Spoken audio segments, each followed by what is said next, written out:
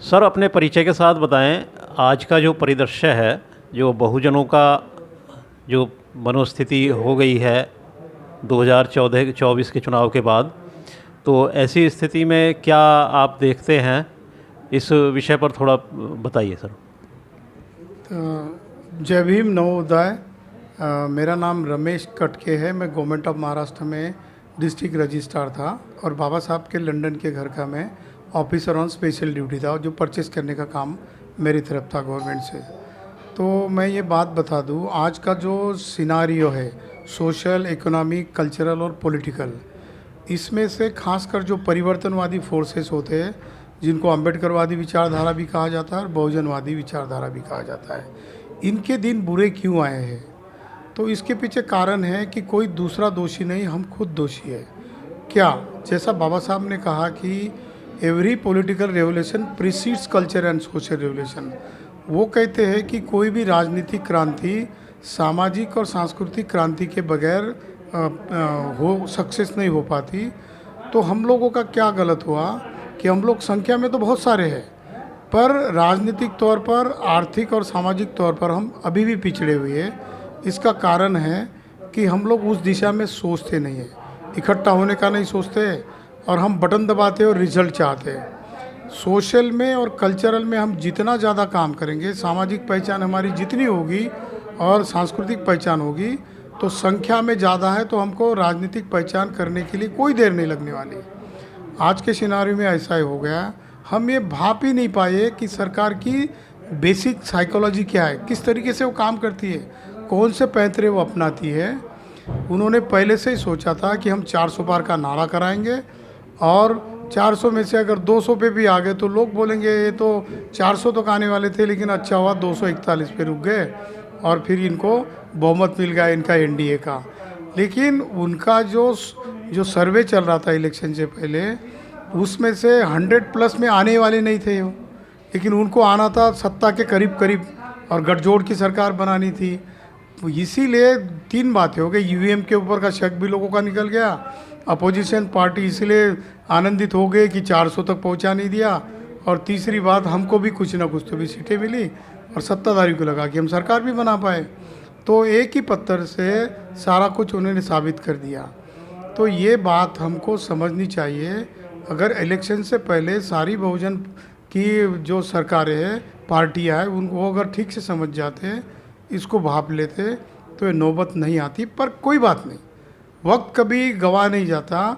हम लोग गलती से सीखते हैं और जो गलती से सीखते हैं वो निर्माण के लिए, अच्छा निर्माण के लिए हमेशा विजेता होने की तरफ बढ़ते हैं। आज भी ऐसी बात है। हम अपना वोट परसेंट देके हमारी माइक्रो एनालिसिस करें और ज़्यादा से ज़्यादा लोगों को विचारों से संगठित और इकट्ठा लाने के ऊपर काम करते रहे। 4-5 साल में इन्होंने जो भी गलतियाँ की है उसका क्रिटिकल एनालिसिस करें और अपने बीच के जो ईगो है, अहंकार है, पद पैसा मंच माला वाला जो गुण है, उसको भूल जाए और समाज की सतह तक जाकर काम करेंगे तो ही हमारा भविष्य कुछ निकल कर आएगा। क्योंकि हमारी एक अच्छी चीज़ हो रही है, हम जागरूक बहुत हो रहे हैं और समझ में आ रहा है कि मेरा गलत इस्तेमाल कौन कर रहा है। तो ये ज़रूरी चीज़ है, ऐसा मुझे लगता है सर। सर, अपने परिचय के साथ आज का जो हालात हैं, आज हम जो 2024 में का जो चुनाव है उसका परिणाम आ गया है, तो ऐसी स्थिति में हम बहुजनों के लिए क्या है और हम बहुजन कहाँ स्टैंड करते हैं आज के हालात में, सर बताएं। मैं डॉक्टर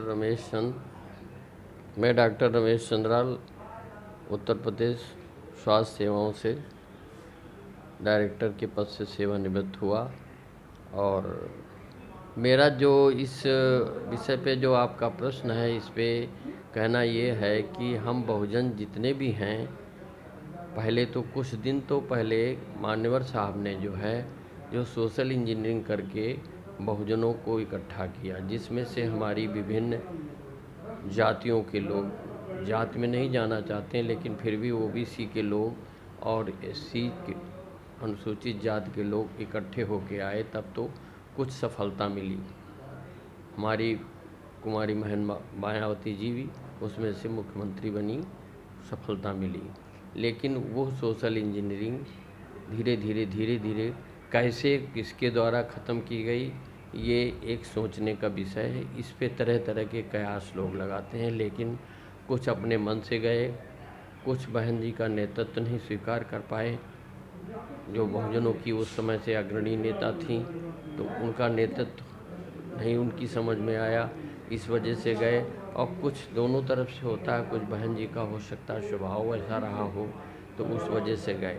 ये सब चीज़ से जो नुकसान तो हुआ, प्लस साथ में हमारे जो इतने ज़्यादा संगठन बने हुए हैं, छोटे छोटे दलबल बने हुए हैं, उसमें भी हमारा वोट बैंक जो है बहुजनों का डिवाइड हुआ। ये दलबल और ये संगठन कोई पर्टिकुलर अनुसूचित जात या शेड्यूल कास्ट के ही नहीं हैं, ये ओबीसी के भी हैं। उन लोगों के भी जात के नाम से महासभाएं बनी हुई हैं, और अपने शेड्यूल कास्ट में भी जात के नाम से महासभाएं बनी हैं, तो उसका भी इम्पैक्ट इस इलेक्शन में पड़ा है। कुछ वो जात बाहुल्य वाले इलाकों में कुछ जात के नाम से जो है वो दिए गए, टिकट दिए गए लोगों को, उसका भी असर पड़ा। तो इन सब चीज़ों से मिला करके ये देखा जाए तो बहुजन का जो वोट था वो डिवाइड हो गया। डिवाइड होने में, और फिर एक चीज़ और, जो वर्तमान स्थिति में जो पुरानी सरकार थी उसमें जो कम सीटें आई उनकी, और वो उनको 400 का भी नारा दिया। दूसरा एक चीज़, संविधान बदलने की भी बात जो है पब्लिक में बहुत ज़बरदस्त तरीके से ग्रामीण क्षेत्रों में भी पहुंची, और शहरी क्षेत्रों में बुद्धिजीवी लोगों ने भी उसको देखा कि कहीं ऐसा न हो संविधान, क्योंकि संविधान में जो प्रदत्त है जिसके वजह से कुछ लोग जो है सेवाएं मिल रही हैं या कुछ उसमें अधिकार मिले हुए हैं, अभी तक पूरे मिले भी नहीं थे, और फिर पता चला उनके दिमाग में ये आया कि अब आगे भी बदल दिए जाएंगे पूरा, तो फिर नुकसान होगा। ये दो चीज़ें जो है बड़ी ज़बरदस्त तरीके से मानस पटल पे लोगों के घर कर गई, तो एक तरफा वोट जो है मूव कर गया। तो डिवाइड तो मूव किया, जो गठबंधनों की तरफ गया, जिसमें इंडिया गठबंधन की तरफ गया, कुछ उधर भी गया, ये सब कारण रहा, और अपना वोट जो है डिवाइड हो गया। जो पहले डिवाइड नहीं होता था वो डिवाइड हो गया, जिसकी वजह से जो है पराजय का मुँह देखना पड़ा बहुजनों को। ठीक है सर। हमारे साथ नोएडा दादरी से सुरेश चंद सर हैं, इनसे भी इनके व्यू लेंगे। सर बताएं कि आज जो हालत हुई है बहुजनों की, उसके जिम्मेदार कौन हैं, और क्यों ये जो हम चुनाव परिणाम में हम के बाद 2024 के चुनाव परिणाम के बाद हम बहुजनों की क्या स्थिति है और कहाँ हम स्टैंड करते हैं, और हमारे लिए क्या है अब नई सरकार में। जी बहुत बहुत साधुवाद। मैं समन सुरेश चंद, गौतम बुद्ध नगर से। आपका सवाल बहुत जायज़ है, और ये जो हमारी स्थिति है बहुजनों की, उसके पीछे हमारा खुद का हाथ है, क्योंकि हम ये समझ नहीं पा रहे हैं कि हम जब तक इकट्ठे नहीं होंगे, एक साथ रहना नहीं सीखेंगे, तब तक हम दुखों से दूर नहीं हो सकते, हमारे दुख दूर नहीं हो सकते। जी सर। यानी आप कहना चाहते हैं कि हम अलग अलग टुकड़ों में बटे हुए हैं, उसका जिम्मेदार ये जो बंटवारा है, एकजुटता नहीं है, यही कहना चाह रहे हैं। जी सर, बिल्कुल सही है, क्योंकि कोई किसी को तोड़ नहीं सकता है। हम अपने लालच में, अपने उसमें जो टूटते हैं, अपने स्वार्थ में टूटते हैं, और हम ये भूल जाते हैं कि हम जब तक परिवार में रहते थे, एक साथ रहते थे, जॉइंट फैमिली में रहते थे, इकट्ठे रहते थे, हमको कोई कष्ट नहीं था। सारी सुविधाएं हमारे पास थे, सारे सुख हमारे पास थे, सारी संपदा देश की हमारे पास थी। जी। तो ऐसा क्या हुआ जो ये संपदा और सारे ये सब कुछ हमसे चला गया? सर उसके पीछे ये हुआ है कि जो आर्य लोग बाहर से आए, जिनको आज की डेट में बमन बोलते हैं, उनको कुछ आता जाता तो था नहीं, और जो दूसरी जगह जाता है वो दिक्कत में ही जाता है, खुशी में कोई दूसरी जगह नहीं जाता है। उनको दिक्कत थी, उनके पास कोई साधन नहीं था, खाने का नहीं था, प्रॉपर्टी नहीं थी, या फिर ये भी मान सकते हैं कि कोई ऐसा क्राइम किए हों जिससे उनके लोग उनको भगा दिए वहाँ से, ये भी बोला जा सकता है। ये इसका कोई प्रूफ नहीं है, लेकिन ये मेरा अंदाज़ा है कि इसी टाइप के लोग होते हैं जिनको दिक्कत होती है, या जो क्रिमिनल होते हैं वही दूसरी जगह शिफ्ट होते हैं। और वो यहाँ आए, वो कुछ करते तो थे नहीं, तो वो हमारे जो समन भाई थे उनसे भीख मांग के खाते थे। और धीरे धीरे वो अपने जमण चलाया, और चालाक तो थे ही, तो वो हमारे लोगों को मूर्ख बना के धीरे धीरे हमारे सब उस पर कब्जा कर लिया, हमको बहकाने लगे। दूसरा, हमारे जो विपरीत विचारधारा की चीज़ें, जो काल्पनिक चीज़ें हैं, वो हमारे को थोपे और हम ये समझ नहीं पाए। इस वजह से हमारा सब कुछ गड़बड़ हो गया है जी। इसका फिर अब क्या, ऐसी स्थिति में जब सब कुछ चला गया है, ऐसी स्थिति में क्या सॉल्यूशन है हम सबके पास? क्या हम कर सकते हैं जिससे वो सब कुछ वापस आ सकता हो? जी सर, जैसा कि आप जानते हैं, जब जागो तभी सवेरा है। जब चेत जाएंगे, जब हम इकट्ठे हो जाएंगे, तो आपको मैं बता देना चाहता हूं कि जो समन कम्युनिटी है, जो समन है, उनके पास ऐसा कोई प्रोफेशनल नहीं है जो ना हो। पहले भी हमारे लोग सारे प्रोफेशन के लोग थे, सारी चीज़ें जानते थे, सारे चीज़ में ज्ञान रखते थे, और आज भी हैं। अगर हम इकट्ठा हो जाएंगे तो हम सब कुछ करने में सक्षम हैं। हम पुराने शासक हैं। हमारे जो पूर्वज थे वो सत्ता चलाते थे, खोज करते थे, रिसर्च करते थे, और हर चीज़, हर सुविधा का हमारे पास वो था। हमारे पास किसी चीज़ का अभाव नहीं था। हम इकट्ठे हो जाएंगे, हम फिर जीत जाएंगे, ये पक्का विश्वास है। बस लोगों को थोड़ी समझने की देर है। उत्तर प्रदेश रामपुर से जेपी सिंह अम्बेडकर सर हैं, और हम इनसे भी जानना चाहेंगे। अभी सुरेश चंद्र सर ने कहा है कि यदि हम इकट्ठा हो जाते हैं तो हम सब कुछ दोबारा से पालेंगे। आप क्या कहना चाहेंगे? जी सर, नमो बुद्धाय, जय भीम, संघ नमामि सर। सर, जैसे कि अभी आपको पूछा कि इकट्ठा हो जाएंगे तो क्या करेंगे, तो हमारा भारतीय संविधान स्वयं ये कहता है कि आप 51% हो जाइए, और जो 51% हो जाएगा तो जो भी वो कहेगा वो संविधान उसी को मानेगा।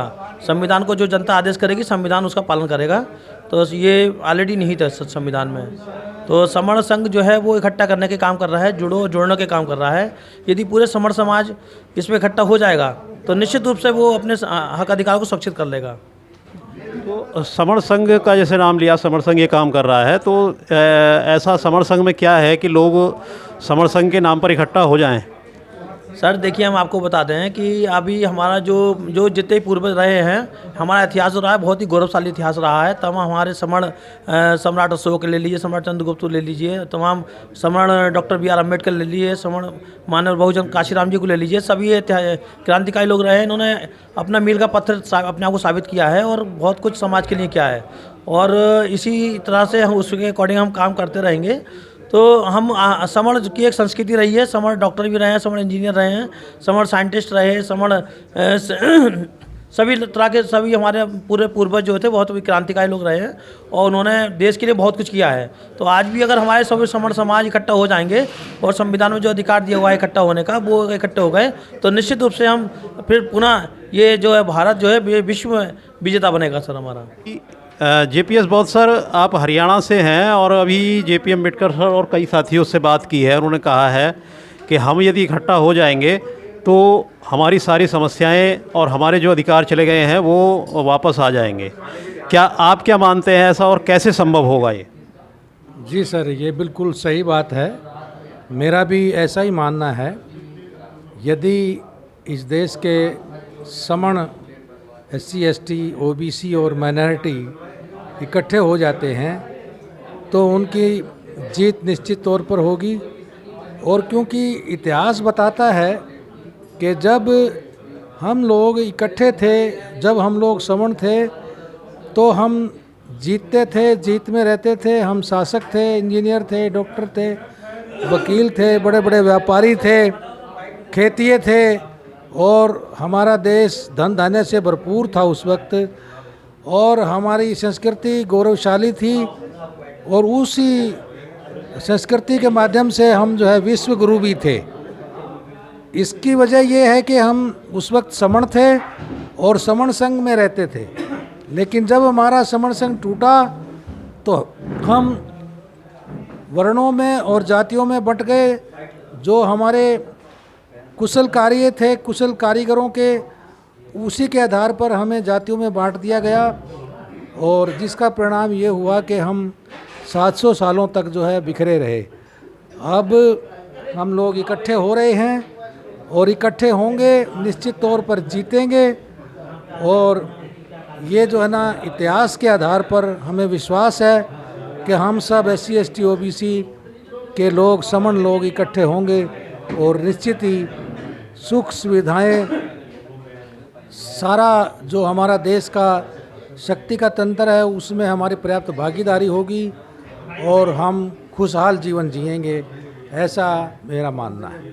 अभी हमारे बीच यहाँ पर पंजाब से गुरु प्रसाद सर हैं, तो पंजाब से भी एक विचार ले लेते हैं। अभी जैसा JP सिंह बौद्ध सर ने बताया है कि यदि हम इकट्ठा हो जाएंगे तो हमारे सारे अधिकार और हमारे सब सुख सुविधा और विकास वापस मिल जाएगा।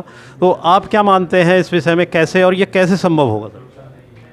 संगठन सभी साथियों को, मेरे विचार से बिल्कुल सही दिशा में हम लोग बात कर रहे हैं, जा रहे हैं, क्योंकि समण संघ ही एक ऐसा है प्लेटफॉर्म है जहाँ से हम हर चीज़ हासिल कर सकते हैं। जो हमारी शक्तियाँ कोई हमारे से छीनी गई हैं, जैसे संविधान में जो हमें अधिकार मिले थे, तो बहुत सारे हमारे उसको या तो निष्क्रिय कर दिया गया या लागू नहीं किया गया है और या उनको बदल दिया गया है। तो जैसे हम शिक्षा में थोड़ा सा आगे बढ़े थे, हमारे लोग थोड़ा सा आगे बढ़ने लगे थे, तो हमारा जो विरोधी समाज है तो उसने उसको बर्दाश्त नहीं हुआ, हमारे ऊपर वो हमारी शिक्षाएं ख़त्म करने का किसी न किसी तरीके से वो चालें चल रहा है, या तो महंगी शिक्षा कर रहा है या स्कूल बंद किए जा रहे हैं। तो समण संघ जब मजबूत होगा तो हम लोग उस दिशा में भी काम करेंगे और सामाजिक, आर्थिक और धार्मिक प्रोग्रेस की तरफ भी हम लोग आगे बढ़ेंगे। तो इस दिशा में हम जब हमारा समण संघ इकट्ठा होगा, और इसीलिए समण संघ एक ही काम कर रहा है, हम जल्दी से जल्दी अपनी समण पहचान के साथ इकट्ठे हों। और समण पहचान के लिए समण संघ ने एक कैंपेन चलाई है 1000 डेज की, जो 1 अप्रैल से शुरू हुई थी और अभी 1000 दिनों तक चलेगी, लगभग 3 साल। तो उसमें हमने यही अपने आप को, अपनी पहचान लोगों तक पहुंचानी है कि हम कौन हैं, कहां से हैं, कहां थे और हम आज किस दिशा तक पहुंचे, हम इतने बिखर क्यों गए। तो जब हम समण पहचान में पहुंच जाएंगे, मैं समण हूं, हम सब समण हैं, हमारा जो यहाँ का मूल निवासी समाज सारा समण था और समण है, समण रहेगा।